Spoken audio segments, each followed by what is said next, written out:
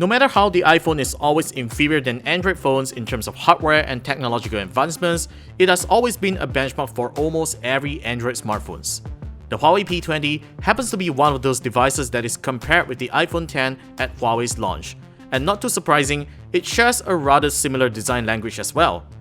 Therefore, here comes another round of comparison of which is the better smartphone, the Huawei P20 or iPhone X.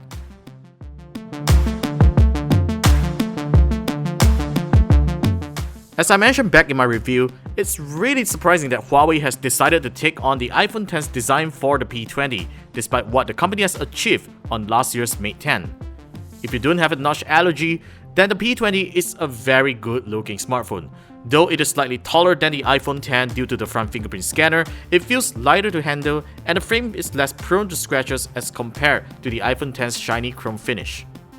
Both phones have pretty good displays, but I actually prefer the iPhone X's display over the P20's due to the higher pixel density and better color accuracy. The iPhone X's display also supports HDR, which enhances the contrast and dynamic range of pictures when watching supported video content. Let's talk a little more about their displays, especially that infamous notch. So a lot of people aren't a fan of the notch initially because it affects the way we watch content and interact with apps. Thankfully, the P20 and iPhone X handled full screen apps very well. Huawei uses its software to stretch apps to fill the screen, while Apple requires developers to update their apps to support the iPhone X's display, which thankfully most apps I'm using have already been updated. However, when it comes to video playback on full screen, this is where the P20 does a better job than the iPhone X by not reaching the two corners of the notch. And if you really hate the existence of the notch, the P20 software is able to let you hide that away very well without the need to source for a wallpaper. But here's the real argument.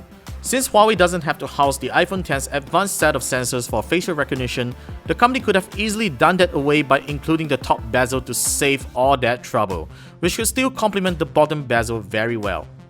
Huawei also didn't take advantage of the notch corners like the iPhone X did, which the latter shows notifications and toggles when swiping down on each respective size. So Huawei, please, let's not make a notch for no reason in the next round, okay? The software differences between Android and iOS is absolutely clear. You either want a more customizable experience or get locked down to a closed ecosystem. In Huawei's case, the EMUI skin running on top of Android 8.1 has a couple of useful features that stock Android doesn't have, such as using your knuckle to capture a screenshot and do a split screen. Hook up the P20 with a USB-C HDMI dongle and a monitor, the software then launches EMUI Desktop, which conveniently transforms your phone into a mobile desktop computer. iOS 11 on the iPhone X may not be as feature-packed as the P20's, but if you own other Apple products such as the iPad or Mac, then the iPhone X will serve as a good companion for these devices. All thanks to the handoff feature, you can copy content from an iPhone and paste it to other Apple devices and vice versa. Answer incoming phone calls on your Mac or iPad if your iPhone isn't near you. It is a seamless continuity that you don't get to enjoy on Android smartphones. Therefore, it isn't possible to judge which of these phones have a better user experience as it depends on how much you appreciate their respective advantages.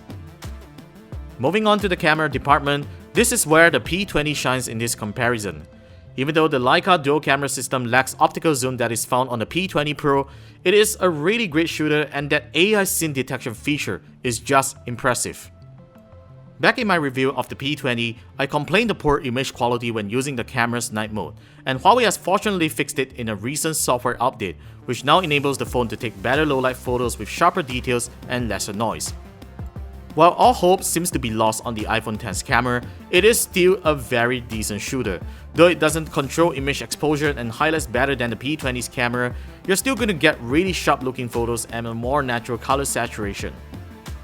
The iPhone X owns the P20 in video recording where it is able to shoot optically stabilized 4K 60 frames per second videos.